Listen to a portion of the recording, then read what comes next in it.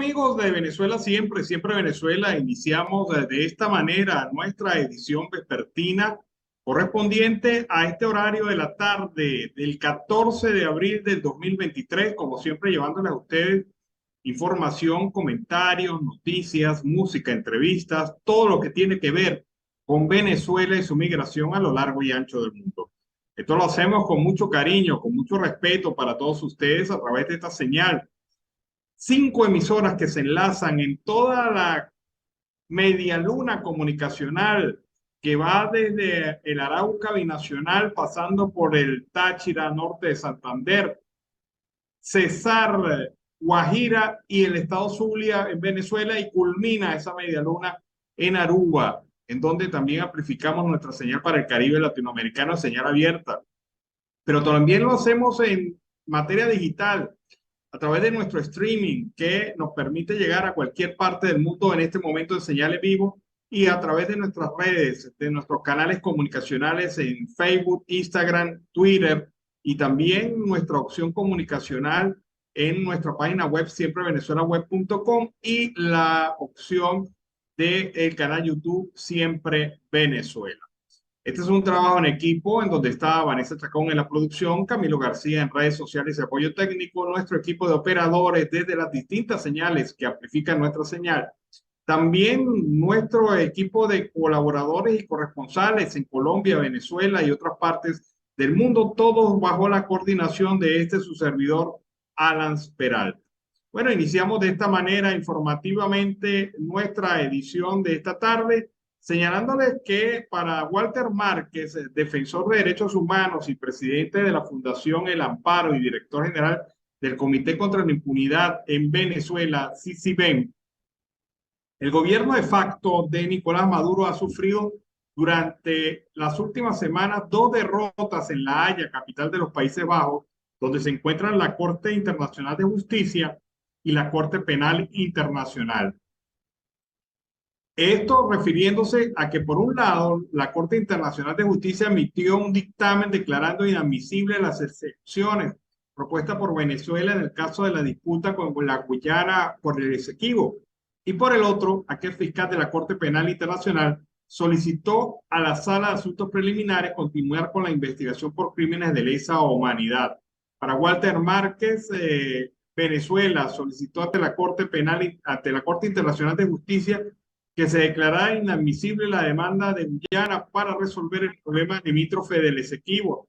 Y esta acción no fue admitida, lo cual consideró fue una derrota. El gobierno, pretendiendo engañar a los venezolanos, quiere aparentar un gran triunfo, pero los argumentos que ellos esgrimieron se los rechazaron, dijo Márquez. Lo que también ocurre con la Corte Penal Internacional, allí mismo en La Haya, el gobierno de Maduro le pidió al fiscal Khan que no continuara con la investigación contra Venezuela. El fiscal le solicitó a la Sala de Asuntos Preliminares de esta instancia judicial continuar, por lo que estima que en los próximos meses se debe dictar sentencia sobre la continuidad de la investigación por crímenes de lesa humanidad en ese país. El gobierno venezolano, usando tácticas de la época del nazismo y cubana, pretende engañar a los venezolanos y se está autoengañando porque no ha ganado nada. Sigue saliendo derrotado, afirma Walter Márquez Rondón. Y bueno, hay caraduras en el mundo, y hay caraduras, más caraduras que los caraduras. Y este es el caso. ¿A qué me refiero? Al caso de el presidente de Cuba, Miguel Díaz-Canel, quien definitivamente le echó el muerto a Venezuela por la escasez de gasolina que se vive en su país, señalando que hay incumplimiento con el suministro pactado en convenios binacionales, lo que involucra a Venezuela y su largo historial de despacho de petróleo y derivados del gobierno cubano. De acuerdo con la explicación de Díaz-Canel, el consumo actual de Cuba es de 600 toneladas de gasolina diaria, pero en este contexto se ha reducido a menos de 400 toneladas diarias para las actividades del país, dando lugar a la escasez que preocupa en el corto y mediano plazo. ¿Qué ha pasado con la gasolina?, dijo Díaz-Canel. Países que tienen con nosotros determinados compromisos para suministrarnos a través de los convenios que tenemos han estado en situación de energética compleja y no pueden cumplir con estos compromisos. Hace apenas un mes, Reuters reportó que Venezuela envió 400.000 barriles de fuel oil de consumo vital para la generación eléctrica y 1,13 millones de barriles de petróleo pesado a Cuba. A pesar de esta reciente entrega, Díaz-Canel hace referencia a que los problemas energéticos de la isla no tienen que ver con problemas internos, sino con el cumplimiento de aliados, pese a justificarlo con argumentos de que tienen razones objetivas para no cumplir con estos acuerdos. Esto no tiene que ver, dice Díaz-Canel, con las ineficiencias del país, no, no señor, ni con la problemática de nuestras instituciones energéticas, tiene que ver con los incumplimientos que se han producido por razones objetivas de otros países que nos suministran gasolina. Venezuela apenas logra producir por encima de los 700.000 barriles de petróleo y esa producción cruda o refinada la tiene que compartir con Cuba por unos convenios de intercambio de servicios, entre ellos los famosos médicos cubanos, entre ellos asesorías que no tienen efecto positivo en la sociedad venezolana, entre ellos actividades diversas de las cuales poco se conoce, acuerdos firmados a trastiendas y acuerdos que no tienen publicitariamente términos fijos, es decir, no se han explicado a la sociedad venezolana concretamente qué es la asesoría que nos cuesta tan caro. Y uno no puede creer que la atención médica de los famosos médicos cubanos signifique el envío masivo de transportes petroleros con carga de crudo procesado, crudo derivado y también nuestros barriles de petróleo refinado, el combustible. Y eso pues molesta a la gente. Obviamente la tiene que molestar porque se privilegia a un régimen que nada tiene que ver con las necesidades de los venezolanos. Han aumentado, en otro orden de ideas, las denuncias de los migrantes venezolanos sobre las fallas en el proceso para el trámite del permiso de protección temporal, el PPT.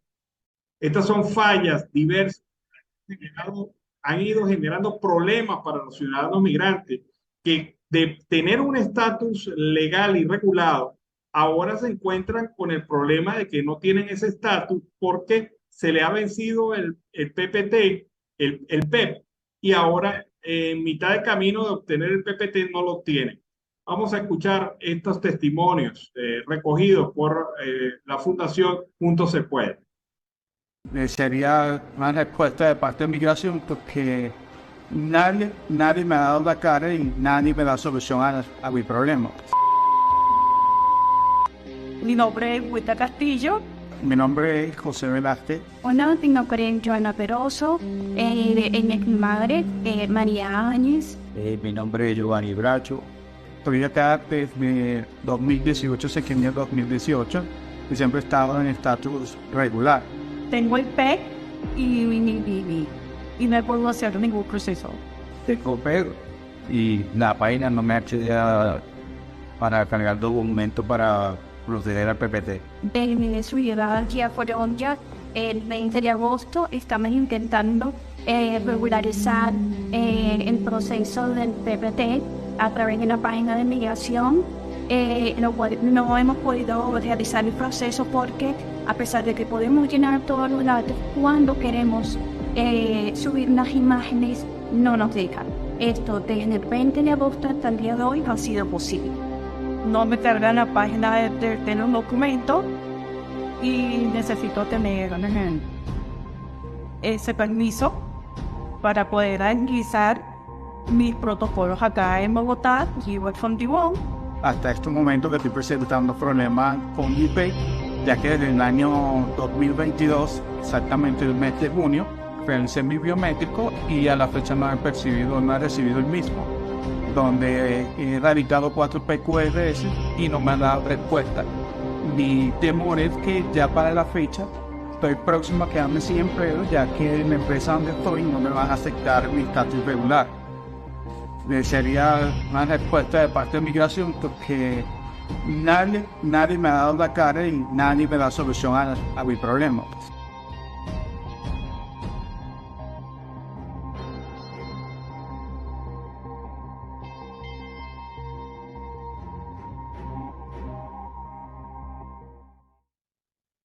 Bueno, ahí está el tema.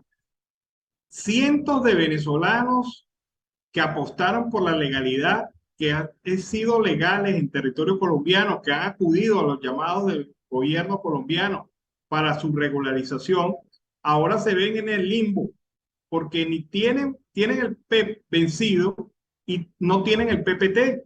Y ocurre que esto, incluso casos en donde se han hecho 5 veces biométricos y nada que hay solución, y nada que hay información clara, y nada que hay perspectiva. Esto genera pues inconformidad en la población migrante venezolana que está incluso incorporada productivamente, de manera legal, de manera y en un estatus totalmente legal. Ocurre que se están perdiendo los beneficios de la salud, que se están perdiendo los beneficios de la educación y otros tantos que significa un estado de protección por parte del ciudadano en migrante regular aquí en Colombia. Bueno, es que prendimos la rocola hoy, me preguntaron, me acaban de preguntar Alan, y ese tema de Felipe Pirela, lo que es la vida, pero sí, hoy es viernes, hoy nos permitimos esos chances de prender la rocola y ponernos a escuchar esta música que mueve sentimientos todavía, después de tantos años. Seguimos acá en Venezuela, siempre, siempre Venezuela.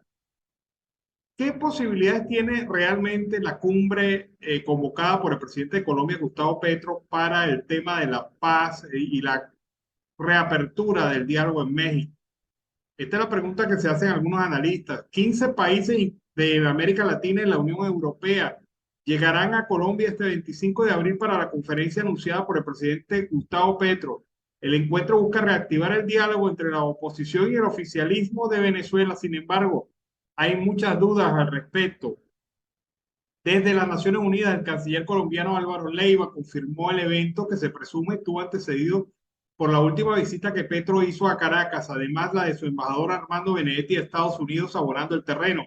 Aunque el oficialismo y la oposición han sido cautelosos, se espera que ambas partes asistan. El canciller Leiva reveló que posterior a la conferencia es posible que el presidente Petro convoque a los diferentes partidos de la oposición para asistir a un diálogo. Aún hay expectativas por saber si Estados Unidos va a participar en la reunión.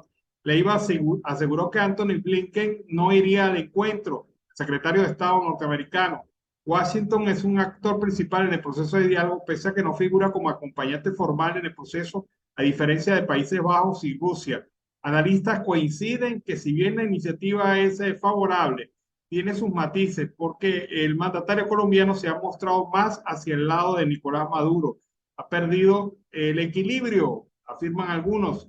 El líder venezolano, de hecho, decidió interrumpir el proceso de diálogo iniciado en México, primero por no tener la liberación de Alex Saab y segundo porque no ha sido liberado un fondo de $3 millardos que había sido pactado con la oposición. Así que está pendiente este tema. Si la reunión va a ser exitosa o no, va a depender mucho de la participación real de los actores que están involucrados en este tema. Y obviamente, pues esto hoy cuando estamos a 14 de abril del 2023, luce bastante comprometido y difícil. Bueno, la renovación de la licencia de Chevron, una licencia que recibió a finales de noviembre del año pasado de parte del Departamento del Tesoro de los Estados Unidos y que le ha permitido reanudar las exportaciones limitadas de extracción de petróleo venezolano por los 6 meses de este año, todavía no se ve como una posibilidad de ampliación. El estancamiento de las negociaciones políticas en Ciudad de México es factor clave para la postura de la Casa Blanca ante las sanciones del chavismo, según expertos. Es improbable que se amplíen en mayo los términos de las operaciones de Chevron en Venezuela. Es decir, que si se renueva el permiso de operaciones a Chevron, será en los mismos términos que actualmente. La renovación de la licencia del gobierno de los Estados Unidos a la empresa Chevron para sus operaciones en Venezuela la próxima semana no está en riesgo a pesar del escándalo de corrupción que ha salpicado la estatal petrolera en Venezuela, la PDVSA, y del congelamiento de las negociaciones en México, según lo dicen los expertos. La petrolera Chevron Corporation recibió a finales de noviembre del año pasado de parte del Departamento de Estado esta autorización. En un comunicado y declaraciones de funcionarios del gobierno norteamericano, ellos indicaron que esa acción buscaba proporcionar un alivio de sanciones específicas como parte de una política a favor del diálogo entre el régimen de facto de Nicolás Maduro y sus opositores. Este permiso ha permitido a Chevron enviar crudo venezolano a las refinerías de la costa del Golfo de México. Su producción en empresas mixtas llegó en enero a 90.000 barriles por día, un aumento del 80% en comparación a noviembre, según la agencia Bloomberg. Pero lo que hoy no está todavía definido es si Chevron va a poder ampliar los elementos, las definiciones del Departamento de Estado sobre ese permiso, del Departamento del Tesoro de los Estados Unidos sobre ese permiso. Si Chevron puede obtener una ampliación de esas posibilidades de exportación, pero hoy eso no está claro porque ni se ha avanzado en el tema del diálogo en México, ni se ha avanzado en el tema de elecciones limpias y transparentes, que son dos condiciones básicas en este proceso por parte de las autoridades de los Estados Unidos. Vamos a escuchar ahora este reporte. En la Asamblea Nacional se discutió el tema del Esequibo, la Asamblea Legítima. Para muchos diputados, entre ellos Lucrecia Morales, diputada legítima de la Asamblea Nacional, es un asunto de soberanía y defensa del país. Escuchemos parte de su intervención. Estamos debatiendo es un tema de soberanía y del más alto interés nacional. En 1833, Gran Bretaña comienza a invadir una buena parte de nuestro territorio al oeste del río Esequibo, basándose en las líneas Schomberg y en sus propios intereses que apuntaban a los ingentes recursos de la zona. Venezuela, por otro lado, y desde entonces, siempre basó sus alegatos en el principio de derecho internacional público esgrimido por el libertador Simón Bolívar en 1810, conocido como Iutis Possidetis Iuris, en castellano, como lo poseíste, lo poseerás. Esta doctrina se refería a que el territorio de las nuevas naciones que nacían producto de la emancipación de España correspondería al de las jurisdicciones españolas para 1810 y en el caso nuestro al territorio de la Capitanía General de Venezuela creada en 1777. No obstante, esto nunca fue aceptado por Gran Bretaña y a pesar de todos los esfuerzos que se hicieron por agotar la vía diplomática, finalmente el litigio llegó a un tribunal arbitral constituido en 1897 por un juez ruso, 2 jueces británicos y 2 jueces norteamericanos en representación de Venezuela. De acuerdo a anécdotas de entonces, Venezuela era considerada por aquellos países avanzados como una nación bárbara, o sea, incivilizada, y por tanto indigna de dirimir directamente el asunto. Como podemos deducir, ya esto constituía un sesgo tendencioso a favor de la contraparte británica en este caso. Luego llega el fallo de aquel inefable tribunal desfavorable a la posición venezolana. Así, habíamos sido despojados de nada más y nada menos que de 159.500 kilómetros cuadrados que nos pertenecían y nos pertenecen, donde además, como ya dije anteriormente, abundan recursos de todo tipo. Bueno, esa es parte de la situación que se expresa en el tema del Esequibo. Y son los argumentos jurídicos que tiene Venezuela para defender el Esequibo, los que deben ser puestos en marcha, los que deben ser presentados ante la Corte Internacional de Justicia. No esperemos más tiempo ni más dilaciones. Trabajemos en un equipo en donde estén especialistas de verdadero peso e historiadores venezolanos que pueden argumentar claramente los derechos que tiene nuestro país en este tema. A nosotros no nos falta argumentos, lo que nos falta es estrategia. Y este régimen se le olvida ese tema cada vez que llega ante un tribunal. Parece que es muy malo el régimen en materia de tribunales internacionales. Tras el discurso de Nicolás Maduro sobre las elecciones presidenciales, en la cual afirmó que esas elecciones pudieran ser ahora, este año o el próximo, no se sabe, sembrando la duda sobre la fecha específica del proceso. Juan Guaidó hizo un pronunciamiento a través de su cuenta de Twitter, desafiando al líder del régimen chavista, expresando con la fecha que te vamos a derrotar. Afirmó que cualquiera sea la fecha, lo vamos a enfrentar e hizo un llamado a no jugar sucio o con trampas.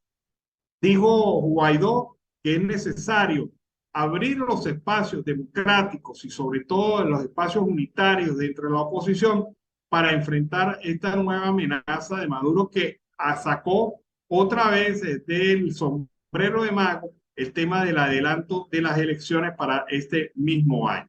Pero el CNE solamente tendría posibilidad de organizar estas elecciones si lo adelantan entre noviembre y diciembre. Lo legal es que sean para el próximo año, pero bueno, ustedes saben cómo se manejan las cosas políticamente en nuestro país.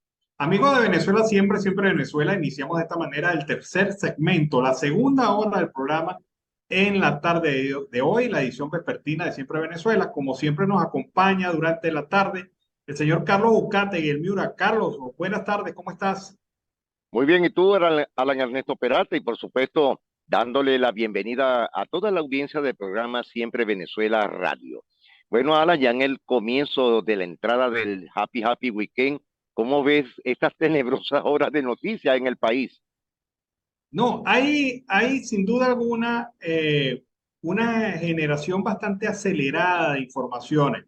Esta Sí, mañana prácticamente el bloque se lo llevó el tema de la detención de Pulido, la confirmación de la detención de Pulido sí, y total. sus implicaciones en el caso de Ale Saab. También hablamos del tema de la Dirección General de Contrainteligencia Militar y lo que obviamente denunció Tamara Suju parece ser verdad porque Sí, la reacción pública de la Dirección General de Contrainteligencia Militar al suspender todas las acreditaciones de personal activo y también de personal ad honorem, quiere decir que esto pique se extiende.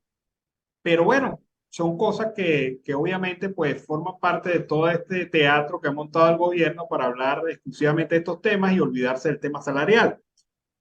Pero se acerca el 1 de mayo y se acerca con dos posturas. La de un grupo de trabajadores y organizaciones sindicales y abiertas y libres que dice que el aumento del salario mínimo es inevitable y tiene que vincularse directamente a la canasta básica alimentaria. Y cuando hablamos de eso, estamos hablando de $430, $460, más o menos por ahí está. sí, 469.8 dólares. Bueno, por ahí está entonces esto, pero también está el hecho de que hay otras organizaciones que hablan de una propuesta por etapas, un incremento salarial de $200 de efecto inmediato en la primera etapa y un incremento salarial a finales de año de otro resto de 200 y tantos dólares para equilibrar esto. Ahora, la gran pregunta es, ¿el gobierno seguirá con su propuesta de aumento de $50? Cónchale. Porque Eh, se le arma la calle, o sea, definitivamente se le monta a la gente en la calle con más fuerza, con más vigor. Y fíjate que ya los dos plazos que había puesto el gobierno para extender la discusión de este tema, que era el primer laxo, era el mecanismo técnico para el aumento salarial propuesto ante la OIT, que según ellos mismos dijeron que iba a estar listo para finales de abril. Fíjate que ya estamos cerca de la fecha. exacto. Y el tema de que viene el 1 de mayo y todos los 1 de mayo en Venezuela durante los últimos años se acostumbra al aumento salarial. El único incremento salarial que tuvo fuera del 1 de mayo reciente fue el del año pasado, el de marzo, que dio Maduro, que fue el último incremento salarial a 130 bolívares de salario mínimo. Exacto. ¿Qué va a hacer el gobierno cuando estas fechas y el reloj esté avanzando hacia esta fecha que define lógicamente lo que va a ser el futuro de esta lucha sindical y laboral y de jubilados y pensionados en el país? ¿Qué va a pasar en ese momento? Alan, sencillamente, lo dijiste ahorita, ¿no? El reloj está marcando la pauta, pero esta vez el reloj en vez de echar hacia adelante está echando hacia atrás.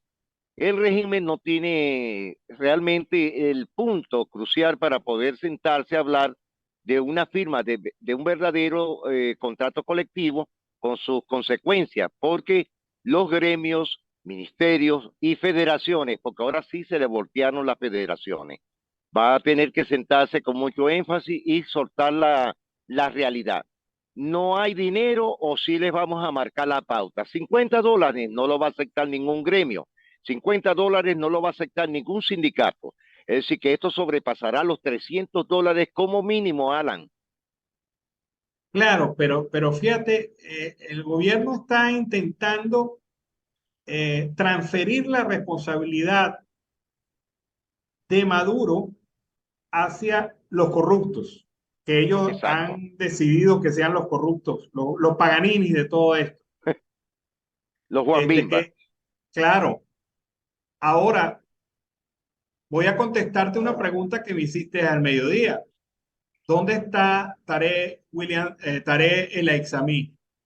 Bueno, Sí, ¿será que lo tienen? Primero está pasándola muy confortablemente.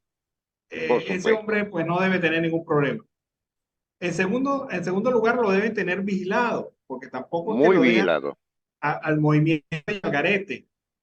Pero yo creo que él está todavía en Venezuela y está en las instalaciones militares en Fuerte Tiuna.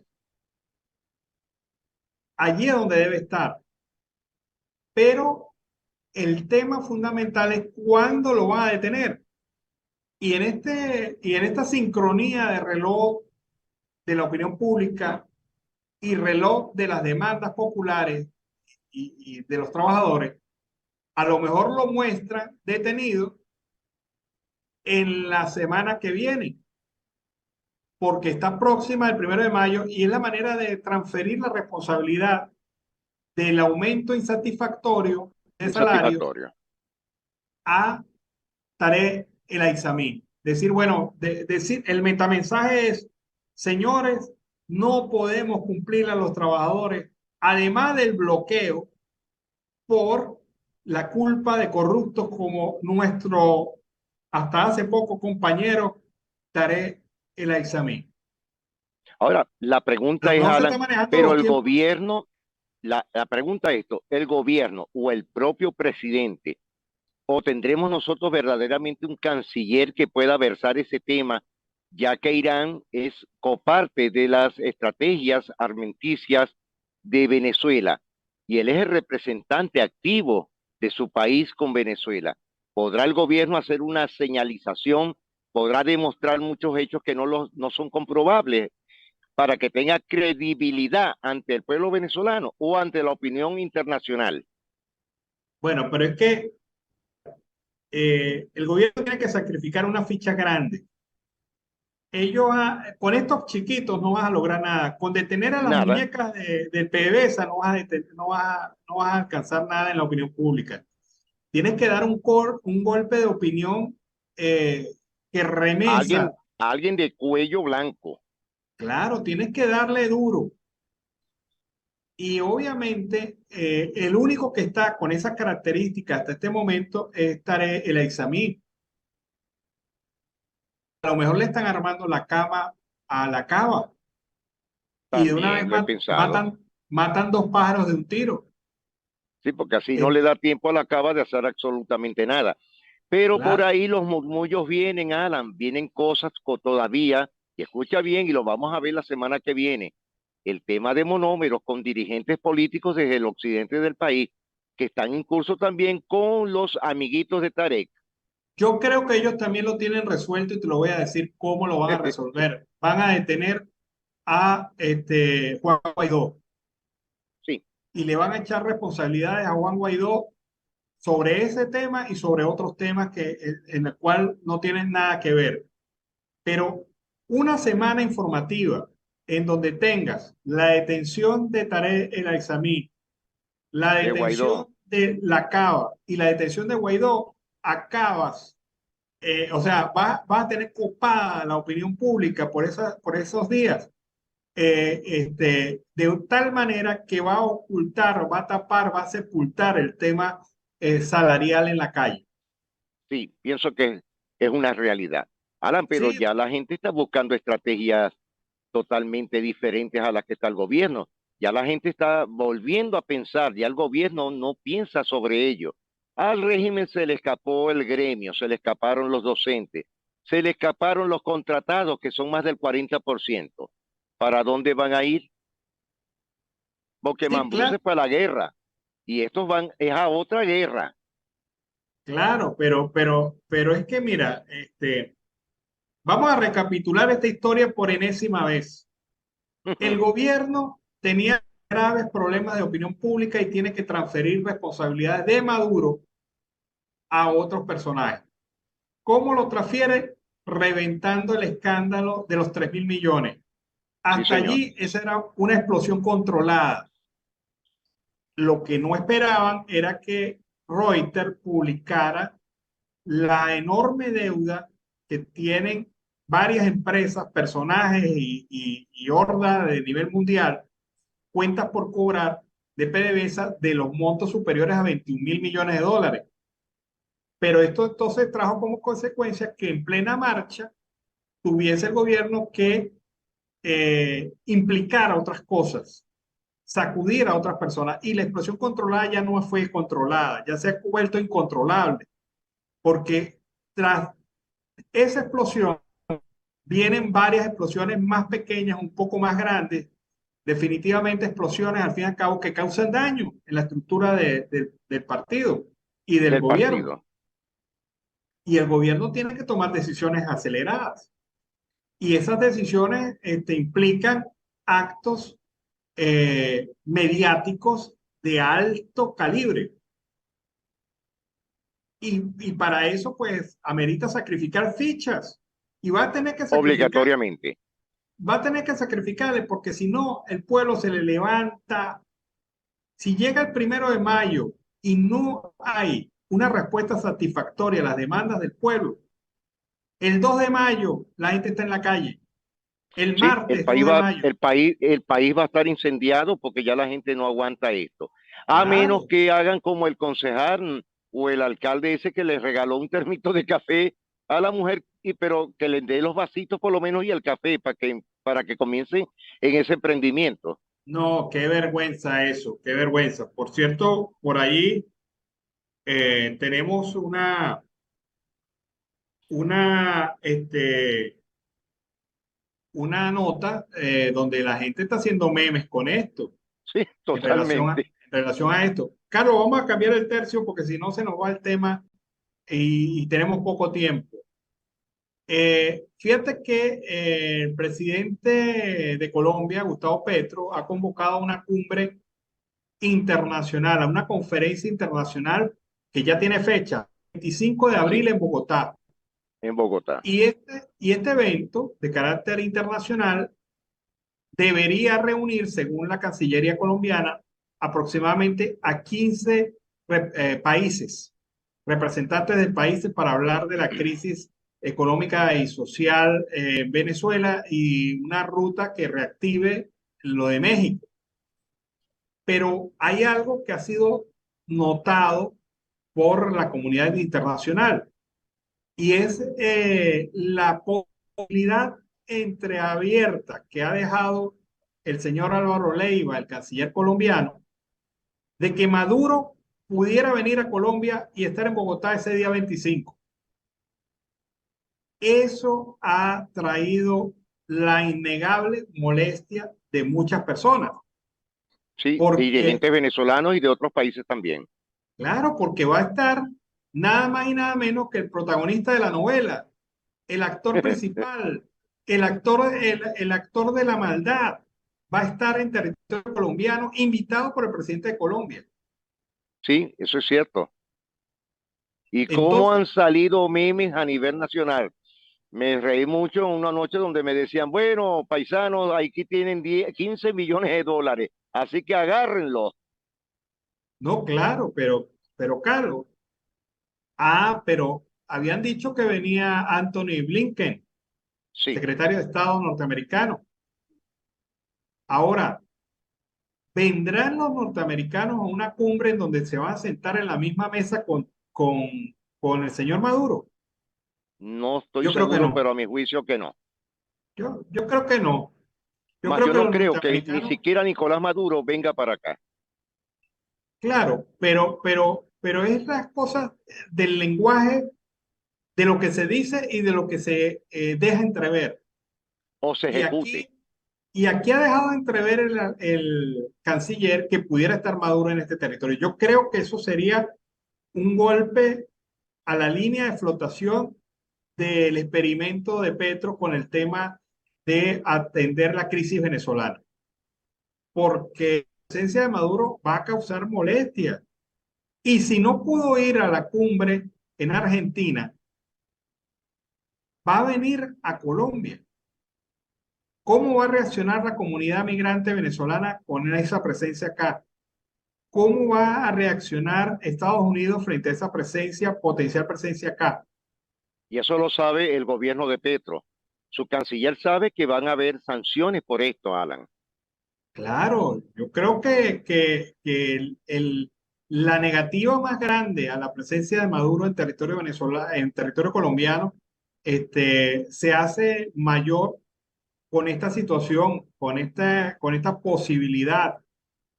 Además que mucha gente se sentiría incómoda, no solamente Estados Unidos, la Unión Europea se sentiría incómoda con la presencia de Maduro allí. Además que si tú traes a Maduro, tienes que traer a la representación del sector político opositor venezolano.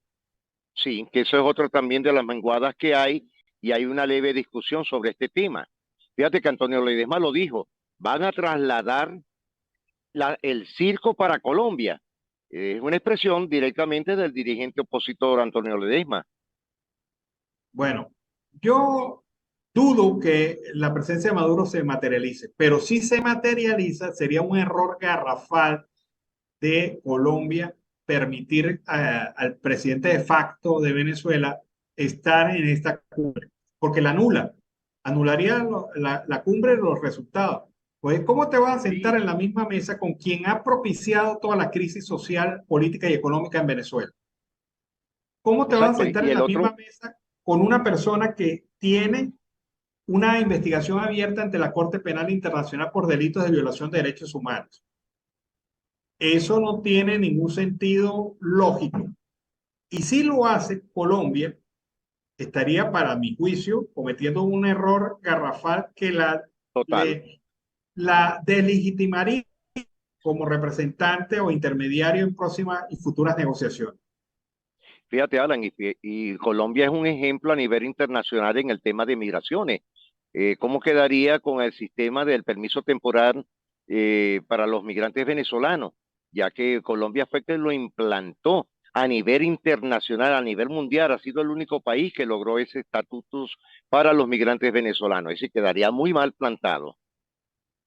Sí, yo veo allí bastantes dudas sobre este tema, pero bueno, se habló, se dijo y ya lo comentamos, ya lo Sí, decimos. Es un error permitir la presencia de Maduro en territorio colombiano porque es una persona que tiene sobre sus hombros la carga negativa más grande que puede existir en un país. sí, eso es Esto correcto, Alan. es, esto es lo que realmente Carlos, me comentabas hace rato que siguen los problemas en el sistema eléctrico nacional, siguen los problemas en la zona sur del lago de Maracaibo y en la costa oriental del lago. Cuéntame. Alan, el grave problema de la costa oriental del lago es que muchos dicen, pero si toda la costa oriental del lago no es como Maracaibo, pues mira, tú sabes que el grave problema que hay en los balancines terrestres que están en tierra en la zona de Lagunillas, Lagunilla 2, Tiajuanas, La Rita, es que el fluido eléctrico no les está abasteciendo. No hay planta. Para nadie es un secreto que la estatal PDVSA quebró y se robaron, por cierto, las plantas viejas de gasoil que existían allá. Es decir, que eso ya está en la chatarrería. Aparte de eso, ya llevan más de 24 horas con un fluido eléctrico que no llega a 110, mucho menos a 220. Lo mismo que en el sur del lago de Maracaibo. Hay zonas que están actualmente con más de 72 horas con un servicio menguado de energía eléctrica. Alan, y Corpolé hasta el momento no ha conversado, no ha dicho ni siquiera un reclamo. Ahora, Alan, porque el gobernador del estado Zulia, Manuel Rosales Guerrero, no se ha pronunciado para decir, póngale una vela aunque sea, tiene que hablar algo, es el gobernador. Y de paso, los burgomaestres, Alan, tampoco dicen nada. ¿Quiénes son los que están reclamando? La sociedad civil. Pero la sociedad civil no es lo todo, Alan. Es la realidad que están pasando en el fluido eléctrico, en la producción petrolera y en el sistema de embalse de agua potable desde la represa de Burro Negro que alimenta toda la costa oriental del lago y parte de Trujillo. Mira, la realidad es que ese tema se ha vuelto tan crónico que a veces no se le da la relevancia y la importancia a cientos de familias, miles de familias Miles de venezolanas familias. que viven esta penuria constantemente. El sector comercial, ¿cómo puede sobrevivir con estas condiciones? Vimos que Mire, tú también sabes que es caliente, tú sabes que es caluroso Tijuana, en el municipio Bolívar, en la costa oriental del lago. Las temperaturas ayer en Maracaibo sobrepasaban los 38 grados con temperaturas promedios de 39, 40 grados. Ya llevan una semana. Ahora imagínate tú en los campos petroleros. Hablan que por supuesto la sensación térmica es superior a 7 grados más de lo normal. bueno, yo tuve de pasada un día en Bachaquero y prácticamente me estaba derritiendo. O Por sea, supuesto, Bachaquero es caliente. claro, pero fíjate, el tema de los servicios públicos en Venezuela lo hemos hablado repetidas veces y ya fíjate que lo más grave del asunto es que la gente, por un lado, se acostumbró a que no exista, no sirva el servicio eléctrico y por el otro lado, el gobierno se acostumbró a no dar ya ni siquiera información. Ya fíjate que ni siquiera se dice por qué razón no hay servicio eléctrico y está en una situación tan deplorable últimamente. Fíjate que también al norte del estado Táchira, en San Judas Tadeo, Ah, sí. no hay electricidad desde hace 3 días. Allí se han perdido alimentos, se ha dañado equipos electrónicos por todas estas circunstancias de la inestabilidad del sistema eléctrico nacional.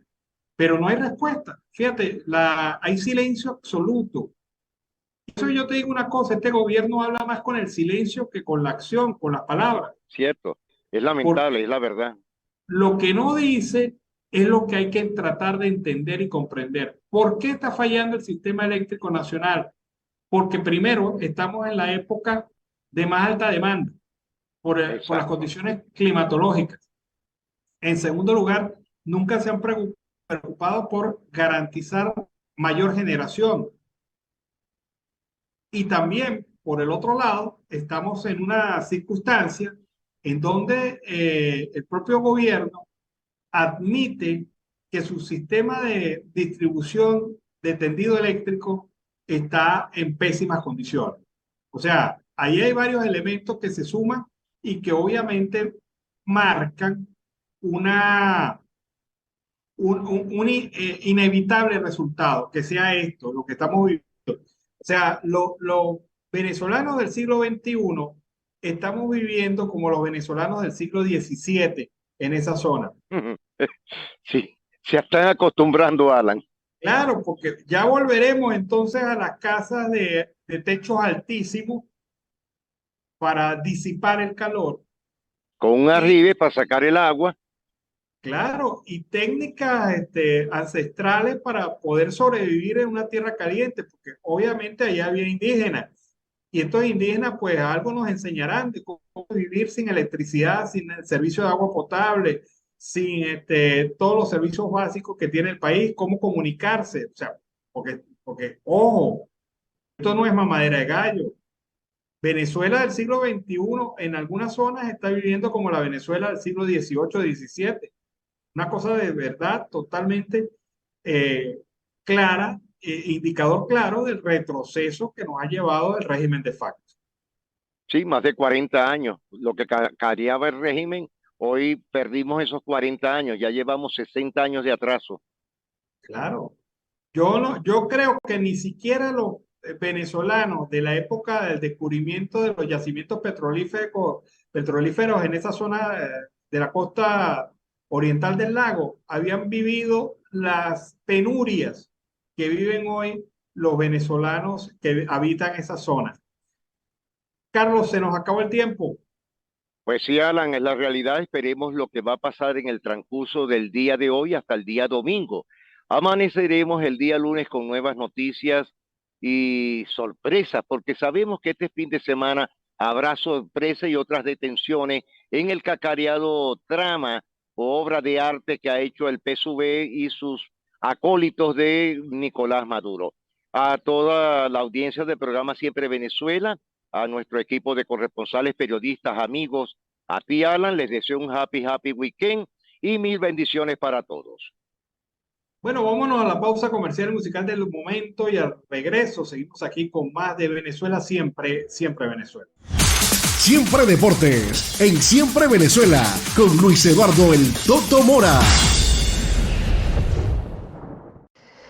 Cordial saludo, señoras y señores, aquí estamos de vuelta saludándolos a todos los que siempre están conectados en Siempre Deportes, Siempre Venezuela, en nuestro segundo reporte en la antesala al fin de semana, en este viernes 14 de abril del 2023, Siempre Deportes, Siempre Venezuela. Saludo cordial para todo nuestro equipo de producción, para la ingeniera Lizzy, para Camilo, para mi jefe Donald Peralta, y para todos nuestros oyentes y todos los seguidores en cualquier rinconcito del mundo, en cualquier, aparece la noticia con los protagonistas del deporte venezolano. Día 104 del 2023 y nos restan, don Torito, 261 días para decir chao al 2023 y bienvenido y próspero 2024. ¿Cómo camina el tiempo? Sí, señor, el tiempo, dicen, el tiempo no se detiene.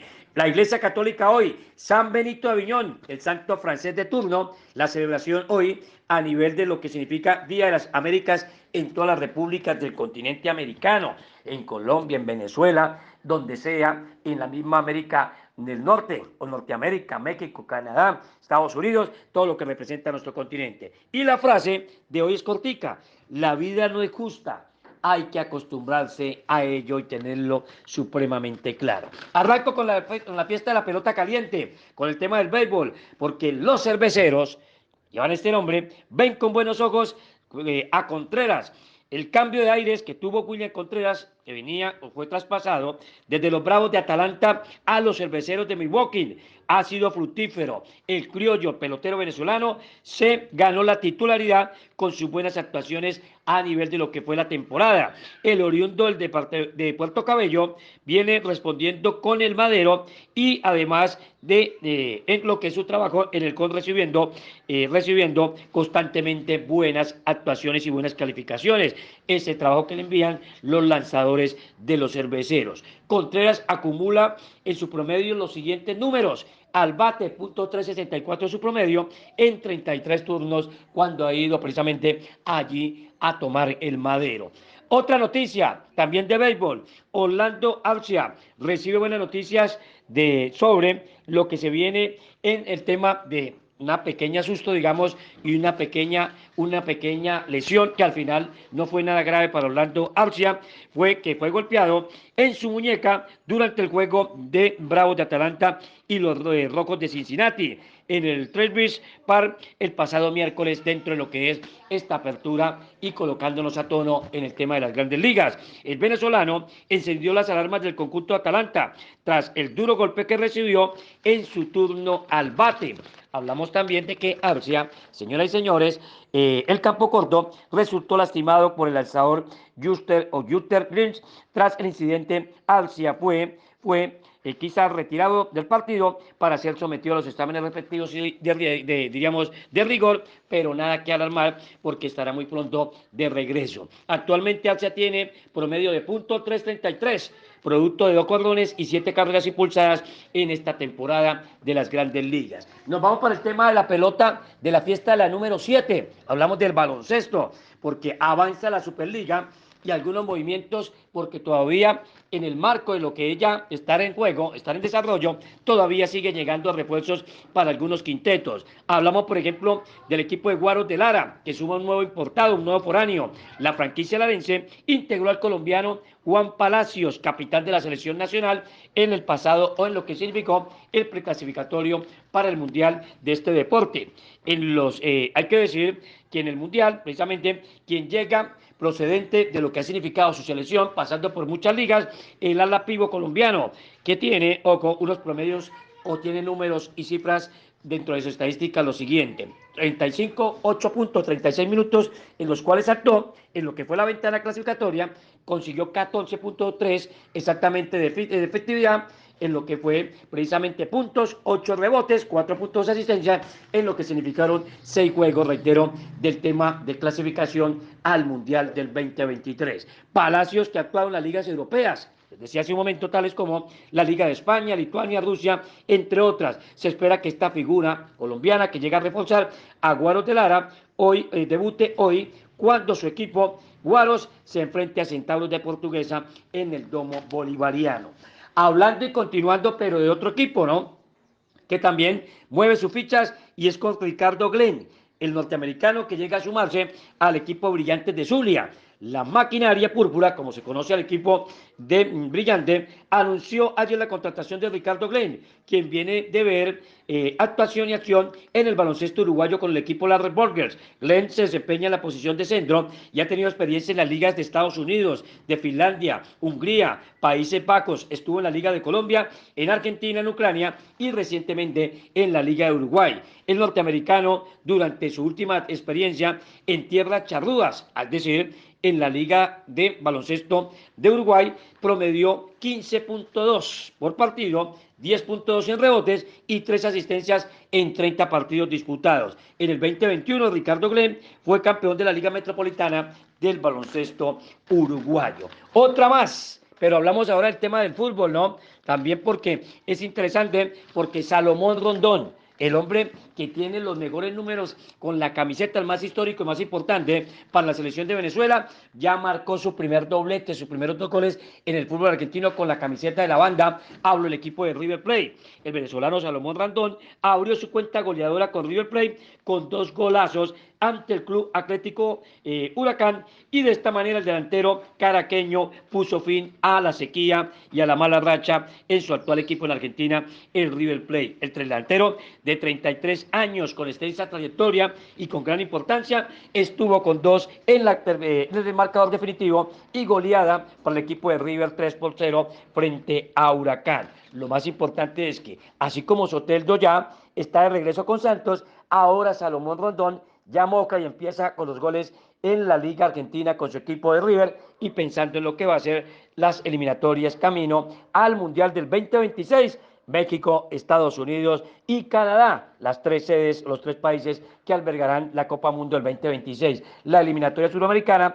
arrancará a partir de septiembre, ¿no? Septiembre, y tendremos fecha septiembre y el mes de noviembre. Tendremos 4 partidos en total en este 2023, ya pensando a 2 años, después de que pasen estos compromisos, a 2 años del Campeonato Mundial. Otra más dentro del tema del fútbol: Baliño sigue dirigiendo o está entre los ciclos de lo que va a ser el proyecto de Bocha Batista. Hablo exactamente de la Vinotinto Sub-20 con este técnico Baliño, que está dirigiendo precisamente la Sub-17, luego de que la Federación Venezolana de Fútbol pasara por un momento amargo tras la desvinculación del argentino con Néstor Peckerman. Se fue, ¿no? Dejó a un lado, dicen algunos, señalan el caso de Peckerman, una versión, pero la federación dice todo lo contrario. Así que el banquillo de la selección en sus distintas categorías debió cambiar. Por ejemplo, ya sabemos todos, porque ya hizo 2 partidos, le fue bien en partidos amistosos en la fecha pasada de FIFA. Hablo de Fernando El Bocha Batista, que ya debutó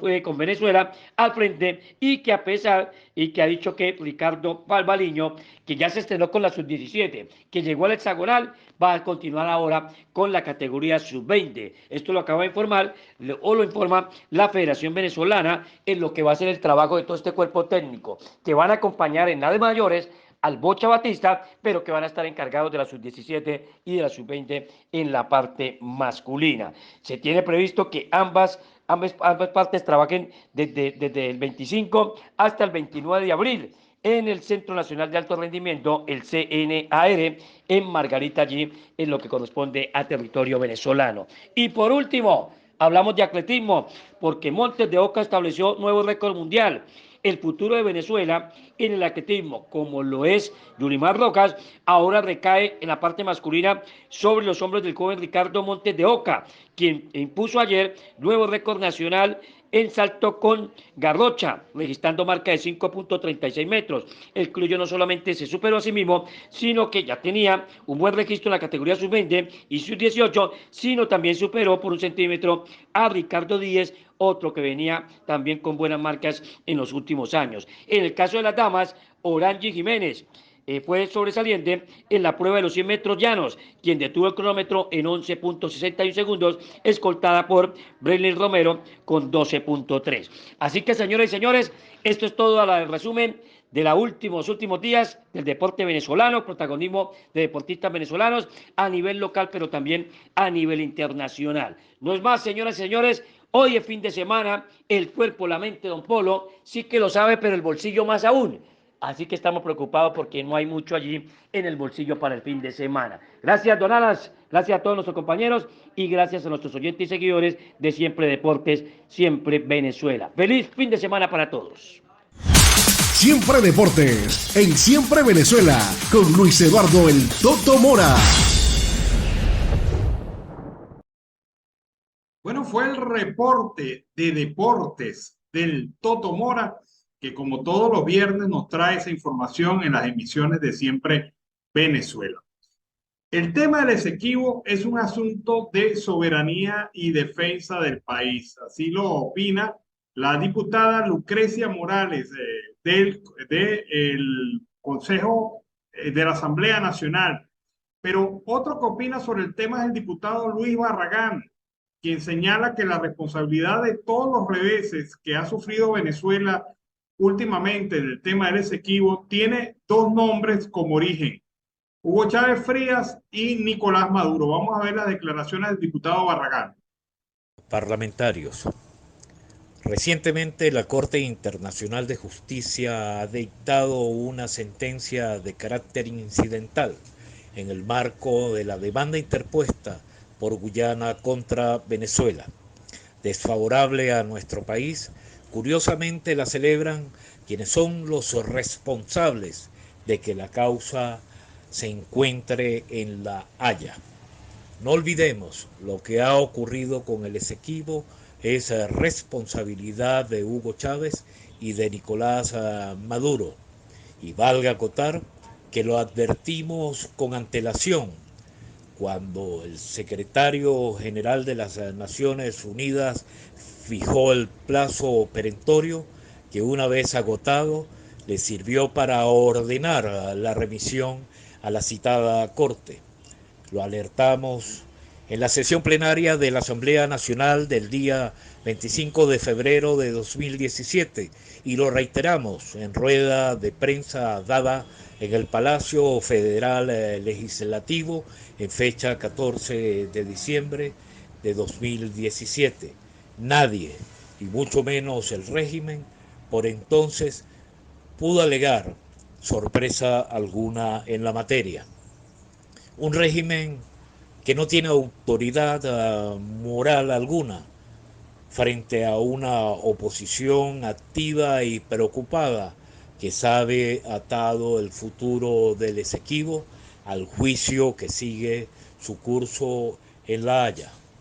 Hablamos desde una oposición venezolanista y aportante a nuestras mejores causas y a los más altos intereses de la República. Sostenemos, luce impensable desertar del proceso desplegado en La Haya. Nos adentramos a una etapa diferente y completamente inédita.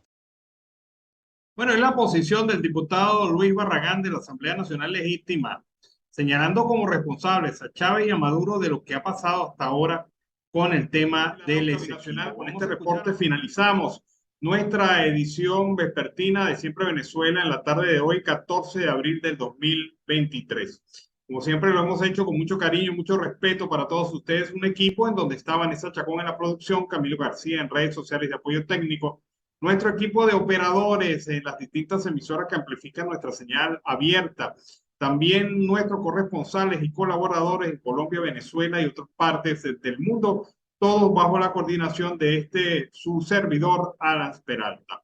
Bueno, nos despedimos hasta el próximo lunes. Que tengan un excelente fin de semana. Descansen mucho porque la semana que viene va a ser muy fuerte en materia noticiosa.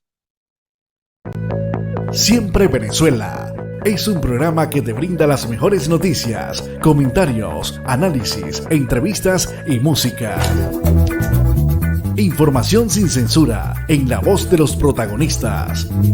Todo un equipo de producción de primer nivel. Siempre Venezuela. Lo encontrarás en las radios de tu preferencia. O si no, visítanos en nuestras plataformas digitales. Siempre Venezuela Radio. En Instagram, Facebook y Twitter. De lunes a viernes le decimos lo que en Venezuela prohíben. Porque somos Venezuela siempre, siempre Venezuela.